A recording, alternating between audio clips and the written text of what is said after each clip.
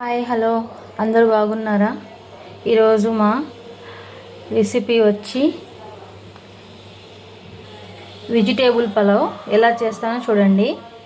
First ఒక దబర పెట్టుకోవాలి, దాంట్లోకి ఆయిల్ వేసుకోవాలి. దాని తర్వాత నూనె కాగింది, దాంట్లోకి పట్టా లవంగం వేసేసుకోవాలి. తర్వాత ఆనియన్స్ వేసుకోవాలి, కట్ చేసుకుని.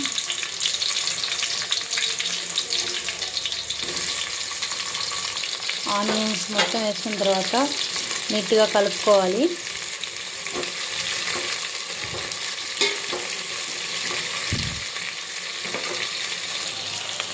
కొంచెం గోల్డెన్ కలర్ రావాలంటే హాఫ్ స్పూన్ సాల్ట్ వేసుకుంటున్నాను. వేసేసాను. ఒక 10 మినిట్స్ తర్వాత చూద్దాము. ఇప్పుడు చూద్దాము ఆనియన్స్ వేగాయేమో. వేగాయి. దాంట్లోకి అల్లం పేస్ట్ వేసుకున్నాము, నీట్గా కలిపేసుకున్నాము.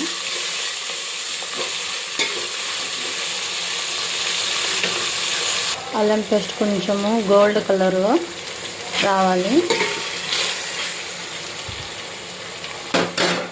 తర్వాత టమోటా పచ్చిమిర్చి వేసుకున్నాము, అవి నీట్గా కలుపుకోవాలి.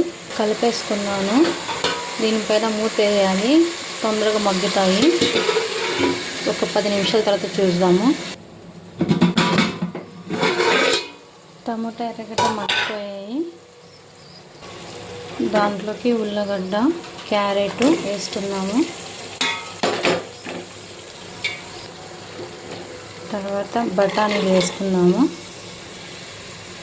మొత్తం కలుపుకోవాలి. ఇప్పుడు దీంట్లో మసాలా వేసుకుందాము. కొంచెం మిరప్పొడి, అంతే పచ్చిమిరపకాయలు వేసాం కాబట్టి.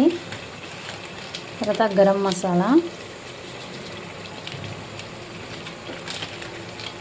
ధనియాల పౌడర్, తగినంత ఉప్పు వేసుకొని కలుపుకోవాలి. హాఫ్ గ్లాస్ వాటర్ వేసుకున్నాము. దీంతో 2 గ్లాసులు వేసాను నేను బియ్యము. హాఫ్ వేసుకున్నాను వాటర్.